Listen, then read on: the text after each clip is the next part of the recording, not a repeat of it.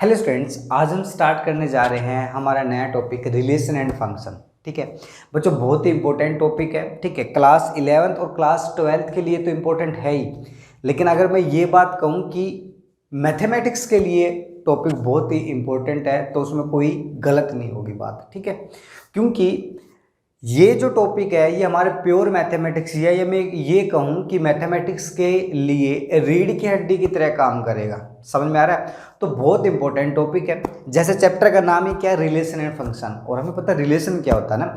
Relation जैसे बाप का बेटे के साथ है ना, और माँ का बेटे के साथ, पति का पत्नी के साथ। ठीक है, तो ये जो रिलेशन है मैथमेटिक्स में भी इस रिलेशन वर्ड का जो मीनिंग है वो सेम है, कुछ डिफरेंट नहीं है। ठीक है, मैथमेटिक्स में भी तुमने देखा होगा, जैसे मैं दो रियल नंबर की बात करूं तो दो रियल नंबर में क्या रिलेशन है कि भी एक नंबर दूसरे नंबर से बड़ा हो सकता है, या एक नंबर दूसरे नंबर से छोटा हो सकता है, या दोनों नंबर क्या हो सकते हैं, इक्वल हो सकते हैं। सिमिलरली दूसरे चीज़ की अगर हम बात करें, अगर मैं दो पेयर ऑफ लाइन ले रहा हूँ या मैं लाइन ले रहा हूँ दो, तो दो लाइन के अंदर क्या रिलेशन हो सकता है, या तो वो कोइंसाइड करेगी, या वो क्या करेगी, इंटरसेक्ट करेंगी, या दोनों लाइन क्या होगी, पैरेलल होगी। तो ये क्या है, इनके अंदर रिलेशन है। तो जैसे हमने ये चीज़ें बोली, जैसे मैंने बोला बाप का बेटे के साथ, बोला ना अभी, पति का पत्नी के साथ, इन चीज़ों में देखो जब हम रिलेशन डिफाइन करें, रिलेशन किसी को बता रहे, तो रिलेशन के लिए हमें एटलीस्ट दो चीज़ों की जरूरत पड़ रही है ना, या ये मैं कहूँगी एग्जैक्टली दो चीज़ों की जरूरत पड़ रही है। ठीक है, तो इन दो चीज़ों को हम क्या कहते हैं, पेयर। क्या कहते हैं, पेयर। तो इनको जब हम एक स्पेसिफिक ऑर्डर में जब क्या करेंगे, अरेंज करेंगे, वो वर्ड बनाता है क्या, ऑर्डर्ड पेयर। कि दो चीज़ों का हमने एक स्पेसिफिक क्रम में क्या किया है, अरेंजमेंट किए बच्चों। ठीक है, तो बढ़ते हैं टॉपिक की तरफ। जैसे फर्स्ट जो वर्ड मिला हमें वो क्या मिला है भैया, ऑर्डर्ड पेयर। क्या मिल गया हमें, ऑर्डर्ड पेयर। ठीक है, तो डायरेक्ट हम टाइम खराब नहीं करें, हम समझ गए कि भी ऑर्डर्ड पेयर क्या हम रिप्रेजेंट करना चाह रहे हैं। तो ऑर्डर्ड पेयर को बेटा बेसिकली दो चीज़ों का जब हम ऑर्डर्ड पेयर बनाते हैं, जैसे ए और बी दो चीज़ें हैं, कुछ भी हो सकते हैं, नंबर भी हो सकती है, मतलब कोई भी दो चीज़ें हैं। ठीक है, तो जब हमने इनका क्या बनाया, ऑर्डर्ड पेयर बनाने जा रहे हैं, तो मैं इनको ओपन ब्रैकेट में लिखूंगा हमेशा। किसमें लिखूंगा, ओपन ब्रैकेट में। अच्छा सर, अब अपन अगर आप इनको ऑर्डर्ड पेयर कह रहे हो तो सर इनका कुछ ना कुछ ऑर्डर या स्पेसिफिक अरेंजमेंट भी होगा। बिल्कुल है भाई, जो फर्स्ट प्लेस पे लिखा जाता है उसको बोलते हैं हम फर्स्ट कंपोनेंट। क्या बोलेंगे बच्चों, इसको बोलेंगे हम फर्स्ट कंपोनेंट। ठीक है, जो सेकंड पे लिखा जाता है इसको बोलते हैं हम सेकंड कंपोनेंट। क्या बोलते हैं, सेकंड कंपोनेंट। कई दफा इनको हम फर्स्ट मेंबर और इसको क्या बोलते हैं हम, सेकंड मेंबर। ठीक है, या एलिमेंट भी बोल देते हैं कई बुक में। ठीक है, तो ऑर्डर्ड पेयर जब हमने लिखा तो इसमें फर्स्ट पे जो लिखा गया उसको फर्स्ट ऑर्डर्ड पेयर बोल दिया, सेकंड पे जो लिखा गया उसको क्या बोल दिया, सेकंड ऑर्डर्ड पेयर। ठीक है, अब कहानी क्या है कि जब कभी भी मान के चलो हमने बी ए लिख दिया, ठीक है, अब मन में ये ख्याल आ रहा होगा कि सर ए बी लिखे और बी ए लिखे, क्या दोनों चीज़ इक्वल है, क्या एक ही चीज़ को रिप्रेजेंट कर रही है? नहीं बच्चों, क्योंकि अभी मैंने बताया कि ये एक स्पेसिफिक ऑर्डर है। क्या ये स्पेसिफिक ऑर्डर है? जैसे हम कहते हैं सॉक्स एंड शूज, तो हम इसका मतलब क्या, ऑर्डर क्या है वहाँ पे कि हम पहले सॉक्स डालते हैं फिर क्या डालते हैं, शूज डालते हैं। समझ में आ रही है ये चीज़? तो यहाँ पे भी क्या है, अगर हम बी ए लिखे या ए बी लिखे, बोथ आर डिफरेंट थिंग्स, दोनों चीज़ें इक्वल नहीं है। ये समझ में आ रहा है? दूसरी बात कि सर अगर मान के चलो दो ऑर्डर्ड पेयर को, दो ऑर्डर्ड पेयर मतलब एक ऑर्डर्ड पेयर और एक ऑर्डर्ड पेयर, दो ऑर्डर्ड पेयर को अगर मैं कह रहा हूँ कि सेम है या इक्वल है तो कब होगा? तो भाई दो ऑर्डर्ड पेयर अगर मैं कह रहा हूँ, मान के चलो एक ऑर्डर्ड पेयर ले लिया मैंने ए बी और एक ऑर्डर्ड पेयर लिया मैंने क्या, सी डी। ठीक है, अगर मैं इनको क्या कह रहा हूँ कि दोनों ऑर्डर्ड पेयर जो है ना इक्वल है, तो इक्वालिटी कब होल्ड होगी बेटा, कि इसका जो फर्स्ट मेंबर है इसके फर्स्ट मेंबर के क्या हो, इक्वल हो। मीन्स अगर यहां लिख लेते हैं कि अगर a इक्वल टू तो क्या हो जाए c के, एंड b इक्वल हो जाए किसके, d के। ठीक है, तो अगर ऐसा हो रहा है कि दो ऑर्डर्ड पेयर में दोनों के फर्स्ट और सेकंड जो, या फर्स्ट के साथ इक्वल है और सेकंड जो मेंबर है या सेकंड जो कंपोनेंट है वो सेकंड के इक्वल है, तो हम क्या कह देंगे कि दोनों जो ऑर्डर्ड पेयर है वो सेम है।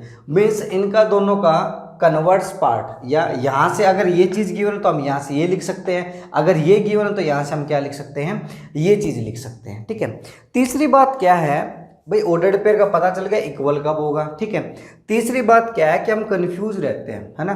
कई बच्चे क्या कहते हैं कि सर अगर ये बताओ, नोट कर लीजिए इस पॉइंट को आप, कि सर एक बात और बता दो हमें, क्या बताना है भाई, कि अगर हम इसी चीज़ को, ये जो ऑर्डर्ड पेयर हमने लिखा है, कल को अगर हम ऐसे लिख लें कि ये दोनों चीज़ें सेम है, मैं कहूँगा नहीं, बिल्कुल भी सेम नहीं है, क्योंकि ये जो चीज़ लिखी है ये एक सेट को रिप्रेजेंट कर रही है। किसको रिप्रेजेंट कर रही है? सेट को।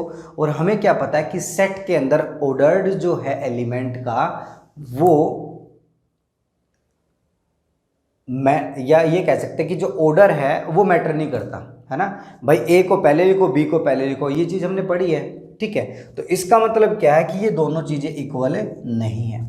ठीक है, फोर्थ जो पॉइंट आ रहा है मन में, फोर्थ पॉइंट ये आ रहा है कि सर लास्ट जो चैप्टर किया हमने सेट्स के अंदर, वहाँ पे हमने एक इंटरवल वर्ड पढ़ा था, बिल्कुल पढ़ा था बेटा। और ओपन इंटरवल को हम बेसिकली ऐसे ही लिख रहे थे, सेम ब्रैकेट्स में, ओपन ब्रैकेट्स में, है ना। तो सर उस ओपन इंटरवल में और इस ऑर्डर्ड पेयर में क्या डिफरेंस है? ठीक है, तो बच्चों ये जो डिफरेंस है ये हम हमारे सम जो है, हमारे क्वेश्चंस जो होंगे उनकी सेंस को देख के पता लगाएंगे। ठीक है, कि भाई ये ऑर्डर्ड पेयर लिखा है या ये क्या लिखा है कि इंटरवल लिखा है। कहानी क्लियर? ठीक है, तो सर एक दो सम अगर हम इनका कर ले तो कैसा रहे? बिल्कुल करते भी हम भाई, मान के चलते हैं हम, मैंने क्या किया कि इफ, एक क्वेश्चन लिख लीजिए भैया, क्या है, if x + 1 y + 3 is equal to the 1 और 2। मैंने क्या कहा कि ये जो ऑर्डर्ड पेयर है ना, बेसिकली इस ऑर्डर्ड पेयर के इक्वल है। अच्छा जी, तो क्या करना है, मैं कह रहा हूं find the value of x and y, then find the value of x and y, कि x एंड y की क्या निकालने देनी है तुम्हें, वैल्यू निकाल देनी है। अच्छा जी, तो अब सुनो, इसमें क्या कुछ सोचने की बात है? बिल्कुल भी नहीं है भाई। दो ऑर्डर्ड पेयर अगर इक्वल दिए हैं तो हमें पता है इक्वल कब हो गए, कि फर्स्ट कंपोनेंट फर्स्ट के साथ, सेकंड कंपोनेंट सेकंड के साथ क्या हो, इक्वालिटी होल्ड करता हो। मीन्स अगर यहाँ से मैं कल को ये लिख दूँ कि x + 1 is equal to the 1 and y + 3 is equal to the 2। ठीक है, तो यहाँ से हमारे पास क्या आ गया कि x की वैल्यू तो आ गई 0 और y की जो वैल्यू है, y की वैल्यू हमारे पास क्या आ गई बच्चों, y की वैल्यू आ गई हमारे पास क्या, -1। सिंपल सा काम है। ठीक है, तो ऑर्डर्ड पेयर जो है वो बेसिक सा ये टॉपिक है। ठीक है, इसके अंदर और कुछ एक्स्ट्रा नहीं है। नेक्स्ट बढ़ते हैं। ये तो सर आपने काम कर लिया, ऑर्डर्ड पेयर हमें बता दिया, एक सम करा दिया, हमें समझ में आ गया। ठीक है, नेक्स्ट क्या है, नेक्स्ट जो वर्ड है बच्चों उस पर तुम्हें फोकस करना है। अब असली कहानी जो है रिलेशन की शुरू होती है। ठीक है, फर्स्ट जो काम था हमारा वो था ऑर्डर्ड पेयर का। नेक्स्ट जो टॉपिक हम करेंगे वो है हमारा कार्टेशियन प्रोडक्ट। क्या है हमारा? Cartesian product. किसका कार्टेशियन प्रोडक्ट सर? मैं कहूँगा कार्टेशियन प्रोडक्ट्स ऑफ सेट्स। अच्छा जी, तो सर ये प्रोडक्ट का मतलब क्या होता है? हाँ, प्रोडक्ट का मतलब जो समझ रहे हो ना, गुणा करना। ठीक है, वहाँ तो हम करते थे किसका, नंबर का। यहाँ हम किसका करेंगे, प्रोडक्ट सेट्स का। सिंपल सा काम। अच्छा जी, तो ये होता कैसे है? जैसे मैंने दो चीज़ें लिखी है, प्रोडक्ट ऑफ सेट्स। ठीक है, तो मैं क्या करूँगा कि सबसे पहले काम करते हम देख लेते निकलता कैसे। तो मैंने क्या किया, एक सेट तो ले लिया क्या, ए, जिसके अंदर एलिमेंट ले लिए मैंने 1 2 और 3। अच्छा जी, फिर सर एक सेट और ले लेते हैं ना, क्योंकि मैंने सेट्स लिखा है। ठीक है, तो ये डिफरेंट भी हो सकता है और सेम भी हो सकता है। समझ में रखना, इस बात को नोट कर लेना, कार्टेशियन जो प्रोडक्ट है वो डिफरेंट सेट के साथ भी हो सकता है और सेम सेट के साथ भी हो सकता है। लेकिन मैंने यहाँ पे क्या किया, दूसरा जो सेट है वो भी क्या ले लिया, डिफरेंट ले लिया। वो क्या ले लिया, उसके अंदर मैंने एलिमेंट ले लिए 2 ए और बी। अच्छा जी, तो अब आप क्या करना चाह रहे हैं, अब मैं आपको डायरेक्ट क्या करूंगा, डेफिनेशन ना बता के डायरेक्ट कार्टेशियन प्रोडक्ट निकालना सिखा रहा हूँ। अच्छा जी, तो बेसिकली इसमें हम करेंगे क्या, इसमें ऑर्डर्ड पेयर बनाएंगे। कैसे सर, भाई ऑर्डर्ड पेयर बनाने के लिए मैंने क्या किया, ए से बी के ऑर्डर्ड पेयर बना रहे हैं, तो मैंने क्या किया कि मान के चलो ये तो है हमारा सेट ए, सेट ए में क्या है 1 2 और 3, ठीक है, और ये जो है ये क्या है हमारा सेट बी जिसके अंदर एलिमेंट है ए और बी। तो मैं क्या करूँगा, ऑर्डर्ड पेयर बनाते टाइम 1 का ए के साथ बनाऊंगा, फिर बनाऊंगा 1 का बी के साथ। सिमिलरली तो 1 का तो ए के साथ बन गया, तो ए क्या आएगा 1 और ए, फिर आएगा हमारा 1 एंड बी, ठीक है। सेकंड सर, सेकंड में 2 का भी बनाऊंगा, 2 का ए के साथ और 2 का बी के साथ, तो क्या आएगा सर हमारे पास यहाँ पे आ जाएगा कि 2a एंड 2b, ठीक है। फिर सर मैं 3 का भी बनाऊंगा किसके साथ, ए के साथ और 3 का बी के साथ, तो क्या आया सर हमारे पास आ गया 3a एंड 3b। अच्छा जी, ये कहानी आ गई। तो सर इसमें आपने क्या किया, इसमें क्या विशेषता ऐसी चल रही है, तो इसमें ये विशेषता चल रही है या ये स्पेशलिस्टी है इसकी क्या, कि सेट ए का हर एक एलिमेंट सेट बी के हर एक एलिमेंट के साथ ऑर्डर्ड पेयर बना रहा है। जैसे यहाँ से तुमने 1 देखा तो 1 ए के साथ भी और बी के साथ भी है, 2 देखा तो 2 ए के साथ भी बी के साथ भी है, 3 देखा तो 3 ए के साथ भी बी के साथ भी। अच्छा सर, तो इसमें फ़र्क क्या रह गया, फ़र्क ये है कि जब हम सेट ए से सेट बी पे बनाते हैं तो उसको हम क्या लिखते हैं, ए क्रॉस बी। अच्छा जी, और इसको जब हम एक सेट के अंदर लिख देते हैं तो इसको बोल देते हैं हम कार्टेशियन प्रोडक्ट। क्या बोल देते हैं बच्चों, कार्टेशियन प्रोडक्ट। जो हमने खाली ये ऑर्डर्ड पेयर लिख रखे थे तो इनका कोई अलग से मीनिंग नहीं था, लेकिन जैसे ही मैंने क्या किया, सेट ए के एलिमेंट को सेट बी के एलिमेंट के साथ, या सेट ए का हर एक एलिमेंट सेट बी के हर एक एलिमेंट के साथ जब मैंने कनेक्ट किया और ऑर्डर्ड पेयर बना के उन सारी कलेक्शन को किसके अंदर रख दिया, एक सेट के अंदर जब रखा तो उसका नाम हमने क्या रख दिया, ए क्रॉस बी, या Cartesian product A from Cartesian product A to B, या फ्रॉम ए टू बी हमने कह दिया। ठीक है सर, तो सर इसमें और क्या नई कहानी आप लेके आना चाहोगे, तो इसमें एक चीज़ और मैं नोटिस करूंगा। सबसे पहली बात तो क्या है कि अगर मैं कार्टेशियन प्रोडक्ट की अब तुम्हें डेफिनेशन दूं तो डेफिनेशन क्या है, अगर कार्टेशियन प्रोडक्ट की अगर हम डेफिनेशन लिखना चाहें तो क्या होगी, तो मैं क्या कहूँगा कि Cartesian product is a collection of, किसकी कलेक्शन है भैया, कलेक्शन ऑफ, इसको हटा देते हैं यहाँ से, collection of ordered pair, ordered pair of every element of set A to set B, कि ये एक ऑर्डर्ड पेयर की कलेक्शन है, या हम कह सकते हैं कि collection of ordered pair, collection of ordered pair A B where A belongs to set A and B belongs to set B। ठीक है, अब इसको अगर हम भाई रिप्रेजेंट करें सेट फॉर्म में तो क्या लिखेंगे कि भाई जो A क्रॉस B है ना वो क्या है, ऑर्डर्ड पेयर का सेट है ना। सेट बिल्डर फॉर्म में हमने लिख दिया कि A क्रॉस जो B है वो ऑर्डर्ड पेयर का सेट है, where element A belongs to set A and element B belongs to set B। कहने का तात्पर्य इतना बंधु कि जितने भी ऑर्डर्ड पेयर पॉसिबल हैं उनको जब हम कलेक्ट करके एक सेट बना लेते हैं उसी का नाम कार्टेशियन प्रोडक्ट रखा है। कार्टेशियन प्रोडक्ट में क्या, जब हम ए क्रॉस बी लिख रहे हैं तो जितने भी ऑर्डर्ड पेयर होंगे उनका फर्स्ट जो एलिमेंट है वो सेट ए से होगा और सेकंड जो एलिमेंट है वो किससे होगा, हमारा सेट बी से होगा। ठीक है, ठीक है सर, तो आगे बढ़े सर, थोड़ा सा बिल्कुल बढ़ते भी है, ये काम हमने कर लिया इसके अंदर। ठीक है, अब क्या करना है सर, अगर मान के चलो हम क्या लिखे, B क्रॉस A लिखते, क्या लिखते बेटा, B क्रॉस A लिखते, तो कहानी क्या होती।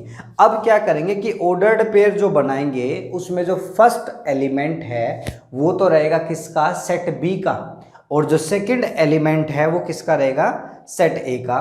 तो अगर मैं कनेक्ट करना स्टार्ट करूं, या बना लेते हैं, तो इस बार पहले क्या लिखा जाएगा, पहले लिखा जाएगा सेट बी और यहाँ क्या लिखा जाएगा, सेट ए, 1 2 और 3। तो क्या होगा, ए का 1 के साथ, ए का 2 के साथ, ए का 3 के साथ, ये काम होगा पहले तो, ठीक है सर। फिर बी का 1 के साथ, बी का 2 के साथ और बी का 3 के साथ। तो बना लेते हैं भाई, ए का 1 के साथ भी बनेगा, फिर ए का 2 के साथ भी बनेगा, ए का 3 के साथ भी बनेगा, फिर बी का 1 के साथ, बी का 2 के साथ और बी का 3 के साथ क्या बन जाएगा, ऑर्डर्ड पेयर। अच्छा सर, तो सर क्या ये दोनों जो ऑर्डर्ड पेयर आपने लिखे हैं, जो ऑर्डर्ड पेयर के सेट लिखे हैं, मतलब ए क्रॉस बी लिखा है और बी क्रॉस ए लिखा, क्या ये दोनों इक्वल है? ठीक है, तो इसको समझने से पहले एक बार इसको हम रब कर लेते हैं इस साइड को, ताकि इन चीज़ों को हम लिख पाए। ठीक है, देखो बच्चों, तो यहाँ पे हमने क्या चेक किया कि यहाँ पे हमने ए क्रॉस बी निकाला और बी क्रॉस ए निकाला। तो मैं इन जनरल जब चेक कर रहा हूँ, तो क्या चेक कर रहा हूँ कि इसके जो एलिमेंट है वो इक्वल नहीं है। ठीक है, और या अगर मैं ये कहूँ कि ए क्रॉस बी जो सेट है वो इक्वल नहीं है सेट बी क्रॉस ए के, और दो सेट अगर इक्वल ना हो तो हम अगर एक एलिमेंट भी ऐसा दिखा दे जो इस सेट के अंदर, बस इस सेट के अंदर नहीं है, तो हम क्या कह देंगे, दोनों सेट इक्वल नहीं है। तो क्या कहेंगे, देखो ध्यान से, कि जो यहाँ पर अगर चेक करूँ मैं कि जो 1A था, 1A था वो ए क्रॉस बी के अंदर है, ए क्रॉस बी के अंदर है, बट A1 जो है does not lies B cross A, किसके अंदर नहीं है, बी क्रॉस ए के अंदर नहीं है। सो यहाँ से हमने इन जनरल नोट क्या किया कि जो ए क्रॉस बी जो है ना वो इक्वल नहीं होता बी क्रॉस ए के। मीन्स कार्टेशियन, जैसे नंबर सिस्टम में तो हमने पढ़ा है भाई 2 into 3 करो या 3 into 2 करो, दोनों चीज इक्वल होती है, लेकिन in case of Cartesian product A cross B is not equal to the B cross A. First point note करने का बच्चों, तो इस चीज को लिख लेना, ये हमारा फर्स्ट पॉइंट है। ठीक है सर, तो सर ये इक्वल कब होंगे भाई, इक्वल हो जाएंगे कब, सेकंड जो पॉइंट है हमारा, अगर ए क्रॉस बी मैं कह रहा हूं कि इक्वल है बी क्रॉस ए के, तो यहां से मैं इंप्लाइज करूंगा कि दोनों जो सेट हैं वो खुद इक्वल है। कार्टेशियन प्रोडक्ट अगर इक्वल हो, कोम्यूट करे, इसको बोलते हैं कोम्यूट करना, अगर कोम्यूट करे तो दोनों सेट कैसे होंगे, हमारे इक्वल होंगे। अगर दोनों सेट इक्वल है तो हम क्या कहेंगे, उनका जो कार्टेशियन प्रोडक्ट है बच्चों वो क्या आएगा, सेम आएगा। तीसरी बात हमने क्या नोट करी, तीसरी बात ये नोट मैंने इसके अंदर करी कि जब हम ए क्रॉस बी निकाल रहे, उसके अंदर नंबर ऑफ एलिमेंट कितने हैं, 1 2 3 4 5 6। अच्छा जी भाई, अगर ए के अंदर नंबर ऑफ एलिमेंट थे 3, बी के अंदर नंबर ऑफ एलिमेंट थे कितने, 2, तो इनके अंदर कितने आ गए, हमारे 6 आ गए। कितने आए हैं, 1 2 3 4 5 और 6 आ गए। सही बात है। सिमिलरली अगर मैं बी क्रॉस ए के अंदर चेक करूं तो उसके अंदर भी कितने हैं, 1 2 3 4 5 6। अच्छा जी, तो सर यहाँ से आप क्या बताना चाह रहे हो, यहाँ से मैं ये बताना चाह रहा हूँ कि दोनों जो कार्टेशियन प्रोडक्ट हैं वो इक्वल नहीं होते, सेट तो इक्वल नहीं होते, लेकिन इनके नंबर ऑफ एलिमेंट्स हमेशा क्या मिलेंगे, सेम मिलेंगे।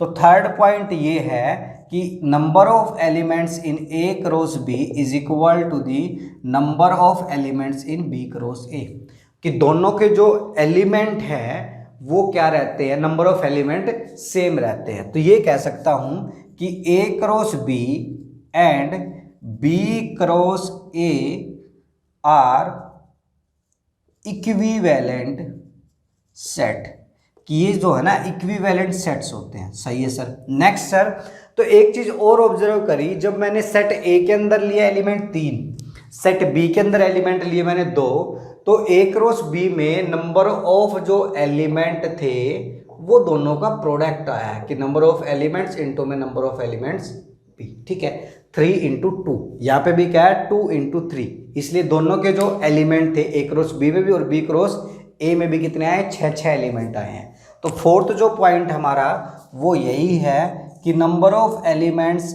इन ए क्रॉस बी जो है बच्चों वो कितना होता है, कि number of element set A into में number of element set B. अच्छा सर, तो यहाँ से आप क्या बताओगे भाई, कल को कोई ये कह दे कि अगर एक सेट के अंदर 5 एलिमेंट है ए के अंदर एंड सेट बी के अंदर जो है ना वो 10 एलिमेंट है, और वो हमसे ये पूछ ले कि sir number of elements A cross B कितना होगा, तो हम क्या कह देंगे कि 5 गुना में 10, मतलब भाई 50 एलिमेंट आएंगे ए क्रॉस बी के अंदर। कितने आ जाएंगे? 50 एलिमेंट आ जाएंगे। कहानी क्लियर है? तो बच्चों ये थी इसकी थ्योरी, ठीक है। इसको एक बार तुम नोट कर लो, ठीक है। मैं हो जाता हूँ साइड, ठीक है, या स्क्रीनशॉट ले लेना, ठीक है बच्चों। अब बढ़ते हम नेक्स्ट टॉपिक पे। टॉपिक सेम ही है, इससे रिलेटेड सम करते थोड़े से।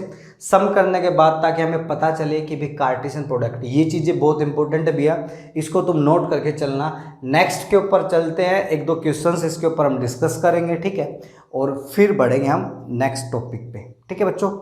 देखो बच्चों, एक सम हमने लिखा है, कह रहा है कि if set A, set B, set C, then find. ये चीज़ें हमें क्या करनी है? फाइंड करनी है, ठीक है भाई। सेट ए हमें दे रखा है, तो सबसे पहले निकालना है क्या? ए क्रॉस बी, ठीक है।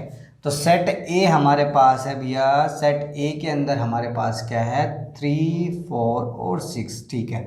सेट बी जो है इसमें हमारे पास क्या है? 1 और 3, ठीक है सर। तो सबसे पहला जो काम है, हम क्या निकाल रहे हैं? ए क्रॉस बी निकाल रहे हैं। क्या निकाल रहे बच्चों? ए क्रॉस बी। तो मैंने क्या ऑर्डर्ड पेयर बनाने स्टार्ट कर दिए। इसका एलिमेंट 3 उठाया, 3 को 1 के साथ कनेक्ट किया और 3 को 3 के साथ कनेक्ट किया, ठीक है सर। भाई ये नहीं कर देना कि सर 3 तो इसके अंदर भी है, ऐसा में कोई लेना देना नहीं है। मैंने बताया था कि सेट जब कार्टेशियन प्रोडक्ट हम करते हैं वो एक सेट के साथ भी हो सकता, मतलब सेम सेट भी हम उसके अंदर ले सकते थे, ठीक है। तो 3 का 3 के साथ, फिर क्या करोगे भाई? 4 का 1 के साथ, अच्छा जी, फिर 4 का 3 के साथ। नेक्स्ट क्या करना सर? एक एलिमेंट और रह गया, क्या है? 6 का 1 के साथ और 6 का 3 के साथ, अच्छा जी। तो ये कार्टेशियन प्रोडक्ट है। क्या है ये? कार्टेशियन प्रोडक्ट है। सिमिलरली अगर हम क्या करें यहाँ पे B क्रॉस A करें, क्या करें? B क्रॉस A, तो उल्टा हो जाएगा भाई। उल्टा कैसे भाई? 1 का 3 के साथ, 1 का 4 के साथ और 1 का 6 के साथ। तो यहाँ क्या आएगा भाई? 1 का 4 के साथ, 1 का पहले 1 का 3 के साथ। भाई आगे पीछे लिख सकते हो, वो कोई दिक्कत नहीं है, मैं तो बस एक ऑर्डर बनाने के लिए 1 का 3 के साथ, 1 का 4 के साथ और 1 का किसके साथ आएगा? 6 के साथ। सिमिलरली 3 का आएगा 3 के साथ, फिर आएगा 3 का 4 के साथ और 3 का किसके साथ आ जाएगा भाई? 6 के साथ। ये काम हमें करना है, ठीक है। तो यहाँ पे हमने क्या नोटिस किया कि जो 3, 1 एलिमेंट है वो A क्रॉस B के अंदर है, but 3, 1 does not lie in B cross A, ठीक है। तो हम यहाँ से क्या कह देंगे कि 3, 1 का जो ऑर्डर्ड पेयर है ना वो लाई कर रहा है A क्रॉस B के अंदर, but 3, 1 does not lie in B cross A. So A cross B is not equal to the B cross A, ठीक है बच्चों। ये चीज़ तो पहले हम ऑब्जर्व करके चल चुके हैं। तो अब मन में ये बात आ रही होगी क्या सर इनका हम ग्राफ बना सकते हैं? तो ग्राफ बनाना बिल्कुल ईजी है। क्या करना है कि एक लाइन लेनी है इस तरीके से, मतलब जैसे हम कार्टेशियन सिस्टम लेते थे ना, एक्स एक्सिस और वाई एक्सिस, इस पे तो क्या करना है, अगर हम ए क्रॉस बी निकाल रहे हैं, क्या निकाल रहे हैं? ए क्रॉस बी निकाल रहे हैं, तो इस पे तो सेट ए के एलिमेंट लिखने हैं। सेट ए के एलिमेंट क्या है भाई? यहाँ पे 3 है, फिर 4 है और क्या है? फिर 6 है, ठीक है। ये क्या हमारा? 3, 4 और 6, ठीक है। दूसरी लाइन पे हमने लिखने हैं सेट बी के, तो इस पे तो सेट ए के एलिमेंट, इस पे हमारे सेट बी के एलिमेंट। इस पे एलिमेंट क्या है भाई? एक तो 1 है, एक है 3, तो ये 1 है और ये क्या है? 3। अब काम क्या करना तुम्हें कि जहाँ जहाँ एलिमेंट तुमने लिखे हैं उन पे परपेंडिकुलर लाइन ले ली। जैसे 3 वाले पे ली तुमने, 3 वाले पे ली तो ये आएगी इसकी परपेंडिकुलर लाइन, ये आ गई भी, ठीक है, 3 की। फिर 4 की लो तो परपेंडिकुलर लाइन ले लो इसके ऊपर भी, ये 4 की आ गई परपेंडिकुलर लाइन, ये आ गया हमारे पास 6 की, ठीक है, ये आ गई भैया, ठीक है। अब करना क्या है? सिमिलरली यहाँ से तुमने लेनी है परपेंडिकुलर लाइन 1 के ऊपर, तो ये आएगी और ये आएगी। तो अब जहाँ जहाँ ये इंटरसेक्ट हुई है ना उनको डार्क कर लो भैया। एक तो ये हो गया, एक ये हो गया, एक ये हो गया, एक ये हुआ है और एक ये हुई है। तो ये 6 पॉइंट आए हैं, ठीक है। अब इनको लिखना कैसे है? जैसे यहाँ पे देखा 3 जो है वो 1 के साथ और 3 के साथ कनेक्ट हुआ है, तो क्या आएगा? 3, 1, 3, 3। फिर आएगा 4, 1।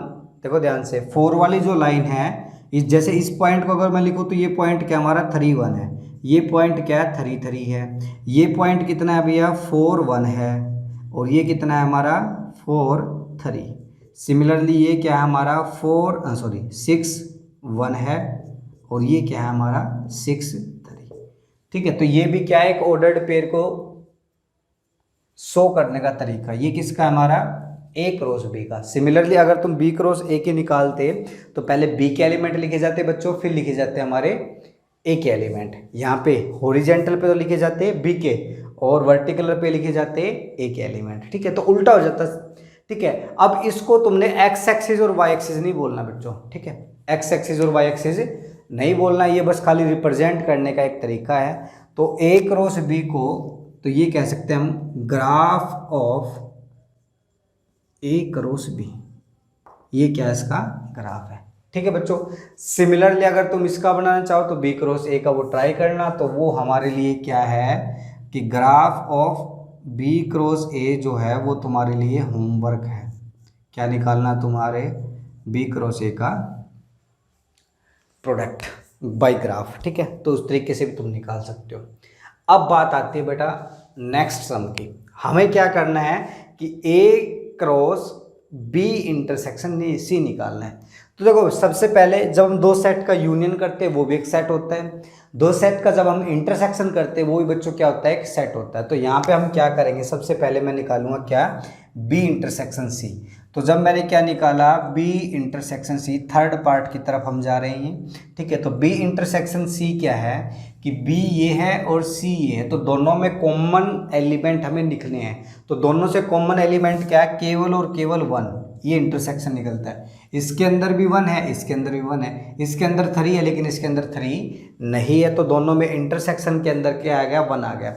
अब हमें क्या करना है कि इस सेट का क्रॉस मल्टीप्लाई करना है इसके साथ। तो जब हम क्या लिखेंगे सेट ए में हमारे पास क्या है 3 4 और 6, इसका कार्टेशियन प्रोडक्ट करना है सेट 1 के साथ या सिंगलटन 1 के साथ। तो क्या आ जाएगा भाई हमारे पास, ये क्या बेसिकली हमारे पास कि ए का cross product B intersection C के साथ। तो यहाँ से क्या आएगा कि भी 3 का 1 के साथ आएगा, 3 का 4 के साथ आएगा, और 3 का किसके साथ आएगा, सॉरी गलत लिख दिया भैया, 4 का गलत कर दिया। दोबारा देखो क्या करना है कि 3 का 1 के साथ, फिर 4 का 1 के साथ, फिर आएगा हमारा 6 का 1 के साथ। ये हमारा क्या है कार्टेशियन प्रोडक्ट है। ठीक है, अगर मान के चलो उल्टा करना पड़ जाता है, अगर हम ये करते कि बी इंटरसेक्शन सी का क्रॉस प्रोडक्ट ए के साथ करना, तो इस बार क्या था कि यहाँ पे तो ए आ जाता और यहाँ पे क्या आता तुम्हारे पास ए कह रहे सॉरी सिंगलटन बना जाता, और यहाँ पे क्या आ जाता सेट ए जो कि क्या है 3 4 और 6। तो क्या आता है इसके अंदर कि 1 का 3 के साथ, और फिर 1 का 4 के साथ, और 1 का 6 के साथ। देखो दूसरी एक बात नोटिस करने की ये है, जब हम ए क्रॉस बी निकालते और बी क्रॉस ए निकालते तो हम क्या करें इन ऑर्डर्ड पेयर का इंटरचेंज। जैसे यहाँ पे 3 1 था, यहाँ पे क्या बना दिया हमने 1 3। सिमिलरली यहाँ पे 3 1 था 1 3 बना दिया, 4 1 था तो यहाँ पे 1 4, 6 1 था तो क्या बना दिया 1 6, रिवर्स कर देना बस। ठीक है, तो ये काम हमें इसके अंदर करना होता है बेटा। ठीक है, तो ये चीज़ें हमें निकालनी थी भाई। फोर्थ जो पार्ट है वो तुम एज ए होमवर्क रखो, खुद ट्राई करना, इसमें पहले यूनियन निकालना और फिर ये चीज़ करनी है। फिफ्थ पार्ट मैं करा रहा हूँ, तो फिफ्थ पार्ट में बेसिकली निकालना क्या है कि ए का क्रॉस प्रोडक्ट बी डिफरेंस सी के साथ। तो बी डिफरेंस सी क्या होता है, ये हम पीछे जो हमने चैप्टर किया था उसके अंदर डिफरेंस निकालना सीखा था। डिफरेंस बेसिकली क्या है कि सेट बी के अंदर कौन से एलिमेंट है जो सेट सी के अंदर नहीं है। तो सेट बी के अंदर देखा मैंने भाई 1 देखा, 1 इसके अंदर भी है, 3 है लेकिन 3 इसके अंदर नहीं था, तो क्या आ गया भैया 3 आ गया। फिर और कोई एलिमेंट और तो इसी के अंदर नहीं है, समझ में आ रही है बात। तो बी डिफरेंस सी हमारे पास आ गया, इसका क्रॉस प्रोडक्ट हमने करना है। क्या करना है भाई, ए जो है ए का क्रॉस प्रोडक्ट हमने ले लेना है। ए तो क्या हमारे पास 3 4 और 6, और डिफरेंस क्या आ गया बी डिफरेंस ही वो क्या आ गया सिंगलटन 3। तो हमारे पास सेट क्या आ जाएगा ये कि 3 का 3 के साथ, फिर क्या आ गया हमारे पास 4 का 3 के साथ, और फिर 6 का भी किसके साथ 3 के साथ, ये चीज़ आ गई। ठीक है बच्चों, तो ये काम हमारा था। इस एग्जाम्पल को देखो, इसमें मोस्ट ऑफ चीज़ें हमने डिस्कस कर ली हैं सारी की सारी। ठीक है, कार्टेशियन प्रोडक्ट इक्वल क्यों नहीं है। ठीक है, दूसरी बात क्या है कि ग्राफ कैसे करते हैं। ग्राफ मैंने इंपॉर्टेंट बताया तो मैं जब ए क्रॉस बी हम निकालते हैं तो हॉरिजेंटल लाइन पे जो पहले सेट लिखा उसके एलिमेंट लिख देने हैं, वर्टिकल लाइन पे जो दूसरा सेट लिखा उसके एलिमेंट लिख देने हैं, सब पे परपेंडिकुलर लाइन लेनी है। वो लाइन जहाँ इंटरसेक्ट करेंगी वो पॉइंट देखो, वो लाइन किस किस की थी। जैसे ये इंटरसेक्शन पॉइंट हुआ तो मैंने देखा कि यहाँ से 3 आया और यहाँ से क्या 1, तो इसको हमने क्या लिख दिया 3 1। क्या लिख दिया बच्चों 3 1। तो ये हमारे क्या था ग्राफ ऑफ कार्टेशियन प्रोडक्ट। ठीक है बच्चों, तो इस चीज़ को तुम नोट कर लेना एक बार। बढ़ते नेक्स्ट सम पे। देखो बच्चों नेक्स्ट सम है हमारे पास कि इफ़ ए क्रॉस बी, हमें क्या दे रखा है फिलहाल कार्टेशियन प्रोडक्ट दे रखा है। देन क्या कह रहा है find the set A and B. भाई सेट ए का और सेट बी का कार्टेशियन प्रोडक्ट दे रखा है, सेट नहीं दे रखे। और हमें क्या कहा है कि फाइंड द सेट ए और सेट बी। तो पहली बात तो क्या है कि श्रीमान जब हम ए क्रॉस बी लिखते थे ना तो ये कलेक्शन थी ऑर्डर्ड पेयर की, और इस कलेक्शन में जो फर्स्ट कंपोनेंट होता था वो सेट ए से एंड सेकंड जो कंपोनेंट है वो सेट बी से होता था, है ना भाई। कार्टेशियन प्रोडक्ट जब ए क्रॉस बी का हमें दे रखा था, ये डेफिनेशन हमने पढ़ी थी कि ऑर्डर्ड पेयर जो होंगे उसके अंदर उसका जो एक्स एलिमेंट या फर्स्ट जो कंपोनेंट है वो सेट ए से होगा और जो सेकंड कंपोनेंट है वो किससे होगा सेट बी से होगा। तो इसका मतलब क्या है कि इसके अंदर जितने भी ऑर्डर्ड पेयर लिखे हैं इनके फर्स्ट जो एलिमेंट है वो सेट ए के एलिमेंट है और जो सेकंड एलिमेंट है इन ऑर्डर्ड पेयर के अंदर वो किसके एलिमेंट है सेट बी के एलिमेंट है। तो इसका मतलब क्या है कि सेट ए के अंदर तो हमारा क्या आएगा ए आएगा, ठीक है, फिर आएगा बी, फिर दोबारा रिपीट होना स्टार्ट हो गया ए बी। इसका मतलब सेट ए के अंदर कितने एलिमेंट है 2 ही एलिमेंट है ए और बी। सिमिलरली अगर सेट बी के मैं एलिमेंट लिखूँ तो मैं क्या करूँगा कि इन ऑर्डर्ड पेयर में जो सेकंड कंपोनेंट है वो हम लिख लेंगे। तो क्या आएगा 1 आएगा भैया, फिर 3 है तो 3 आएगा और फिर क्या है दूसरा एलिमेंट है 2। तो ये क्या आ गया हमारा सेट ए और सेट बी। ठीक है भैया, कार्टेशियन प्रोडक्ट में क्या होता है कि जब हम ए क्रॉस बी लिखते हैं तो वो जो ऑर्डर्ड पेयर हम लिखते हैं ना बेटा, उन ऑर्डर्ड पेयर में फर्स्ट कंपोनेंट सेट ए से होता था और जो सेकंड कंपोनेंट है वो होता था सेट बी से। तो हमने वही काम किया है कि दोनों के ऑर्डर्ड पेयर हमने लिख लिए। ठीक है, नेक्स्ट क्या है सम नंबर सेकंड कह सकते हैं हम इसको यार, ये भी सेम तरह का। इसमें तो बिल्कुल इन्होंने क्या किया आधा ही काम कर दिया है ना, और भी काम घटा दिया। क्या दे दिया, वहाँ तो कार्टेशियन प्रोडक्ट पूरा दिया था और हमें सेट ए और सेट बी निकालने थे, लेकिन यहाँ क्या किया इन्होंने, ये कह रहे हैं कि ये जो 3 एलिमेंट है ना, पहली बात तो क्या कि सेट ए के अंदर कितने एलिमेंट है 3 एलिमेंट है, सेट बी के अंदर कितने एलिमेंट है 2 एलिमेंट है। Number of elements in set A 3 and number of elements in set B is 2। और ये जो 3 ऑर्डर्ड पेयर हैं ये किसके अंदर है हमारे ए क्रॉस बी के अंदर। मीन्स इन ऑर्डर्ड पेयर में जो फर्स्ट कंपोनेंट होंगे वो सेट ए से होंगे और जो सेकंड कंपोनेंट होंगे वो किससे होंगे सेट बी से होंगे बच्चों, है ना। यही हमारे ऊपर भी यही काम किया है। तो मैंने सेट ए के एलिमेंट लिखना स्टार्ट किया तो इसके अंदर क्या है हमारा फर्स्ट कंपोनेंट एक्स है तो ये भी होगा, वाई है तो वाई भी होगा और जेड है तो क्या होगा जेड भी। 3 एलिमेंट चाहिए थे, 3 ही हमें मिल गए। ठीक है, बी के अंदर हमें चेक किया, बी के अंदर हमने चेक किया तो बी के अंदर क्या आएंगे सेकंड जो ordered pair second component in ordered pair, तो इसके अंदर 1 है और क्या है 2 है। ठीक है, तो यही हमें लिखने थे। ठीक है, यही हमें लिखने थे, सेट ए और सेट बी हमें मिल चुके हैं। ठीक है, नेक्स्ट जो है ये देख लो एक बार। ठीक है, एक बार इसको दोबारा देख लेते हैं कि सेट ए और सेट बी के हमें नंबर ऑफ एलिमेंट पता थे और ए क्रॉस बी के हमें 3 एलिमेंट पता थे। उन 3 एलिमेंट का यूज़ करके बच्चों हमें सेट ए और सेट बी निकालने थे। तो मैंने बताया कि जब हम ए क्रॉस बी लिखते हैं तो जो ऑर्डर्ड पेयर की कलेक्शन है उसमें फर्स्ट कंपोनेंट सेट ए से होते हैं और सेकंड कंपोनेंट सेट बी से होते हैं। तो मैंने फर्स्ट कंपोनेंट उठाए एक्स वाई और जेड वो लिख दिए। फिर मैंने क्या किया कि इन ऑर्डर्ड पेयर से सेकंड कंपोनेंट उठाना स्टार्ट किया। तो यहाँ से आया हमारा 1, यहाँ से आया 2 और यहाँ से क्या आया फिर से 1। तो दोबारा लिखने की जरूरत होती नहीं। तो इसके अंदर कितने थे 3 एलिमेंट, तीनों पा गए।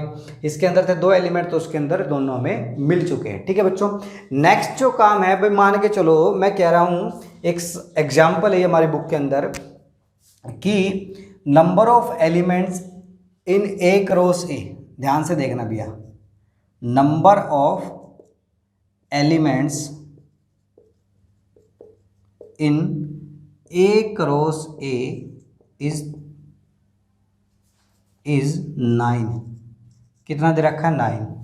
एंड ध्यान देना, and ordered pair 1 0 01 lies in A cross A, then find set A, then find A। देखो ध्यान से क्या दे रखा है, इस बार क्या दे दिया कि number of elements A cross A कितना 9। मीन्स अगर मैं कहूँ कि number of elements, let number of elements in set A है M, तो A क्रॉस A में क्या आएगा कि number of elements A cross A क्या आएगा हमारा कि भी A और A के एलिमेंट, तो कितना आ जाएगा M स्क्वायर। और M स्क्वायर जो है वो किसके इक्वल आएगा 9 के, किसके इक्वल आ जाएगा 9 के। भाई जब हम A क्रॉस B लिखते हैं, number of elements A cross B लिखते हैं, तो वो क्या आता है कि नंबर ऑफ एलिमेंट्स A और इनटू में नंबर ऑफ एलिमेंट्स B।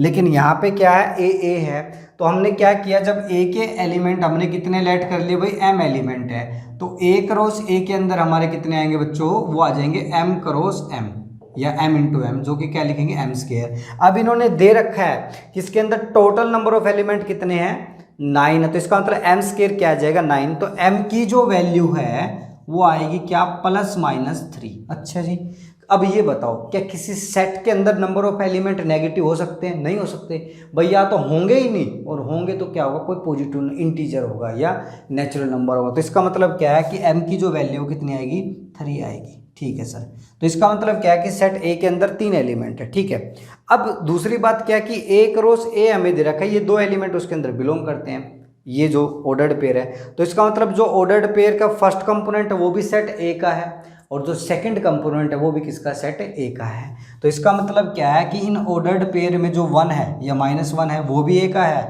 0 भी A का है, और सेकंड कंपोनेंट देखें तो वो भी किसके हैं, A के हैं। तो सेट A हमारे पास निकल के आ गया।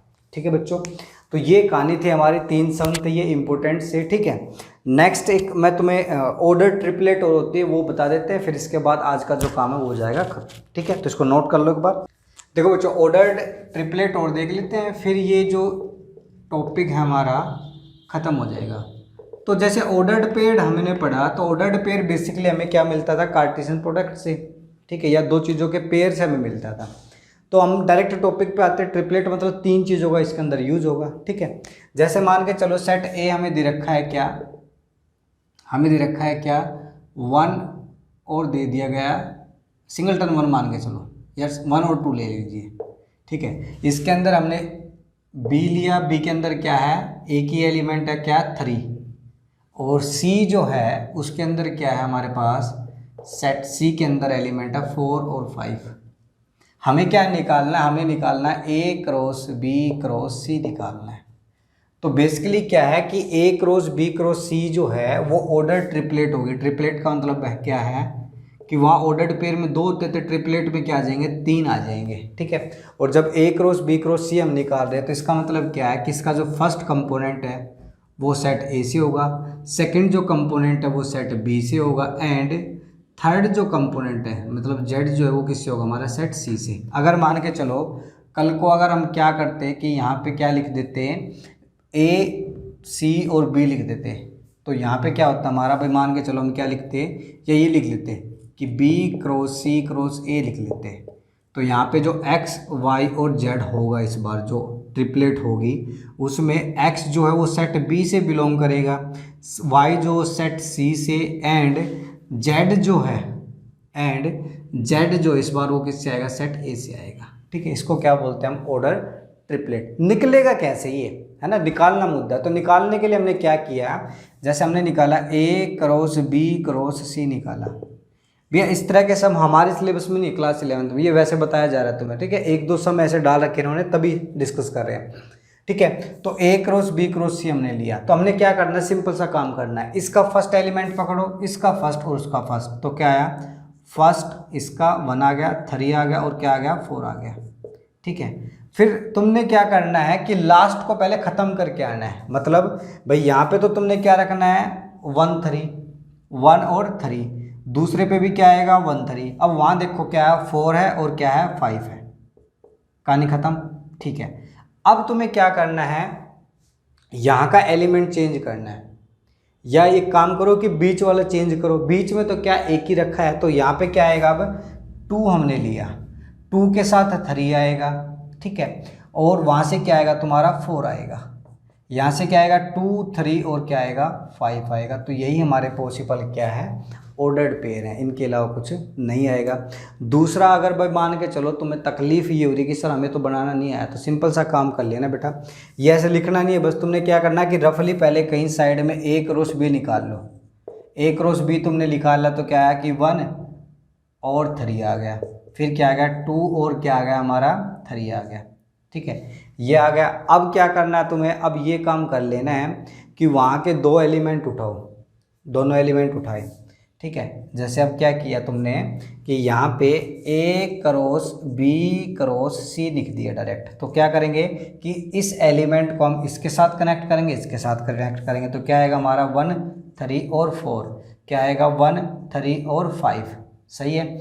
फिर क्या आएगा हमारा कि भाई 2 3 और 4 और क्या आएगा 2 3 और 5, ठीक है। मीन्स पहले 2 का हमने कार्टेशियन प्रोडक्ट लिख लिया, अब ये एक एलिमेंट का काम कर रहा है, ये दूसरे एलिमेंट का, तो ये एलिमेंट सेट सी के हर एक एलिमेंट से कनेक्ट होगा, फिर क्या होगा ये एलिमेंट भी सेट सी के हर एक एलिमेंट से कनेक्ट होगा, तो हमने क्या कर दी कनेक्टिविटी कर दी, ठीक है। तो सिमिलरली अगर मान के चलो सेट ए है हमारे पास, क्या है -1 और 1, ये चीज़ हमें दे रखी है और हमें क्या निकालना है ए क्रॉस ए निकाल लेना है, ठीक है। तो एक तो तरीका वही है कि डायरेक्ट लिखना स्टार्ट करो, दूसरा तरीका अगर वो टिपिकल लग रहा है तो सबसे पहले ए क्रॉस ए निकाल लीजिए। ए क्रॉस ए जब हम निकाल लेंगे तो क्या आएगा हमारे पास कि इसका क्रॉस इसी के साथ है, तो -1 और 1, तो क्या आएगा ऑर्डर्ड पेयर बनाया -1 का -1 के साथ, ठीक है, और क्या किया -1 का फिर 1 के साथ, यहाँ से 1 उठाया तो 1 का -1 के साथ और 1 का 1 के साथ, ये चीज़ आ गई हमारे पास, ए क्रॉस ए आ गया, ठीक है बच्चों।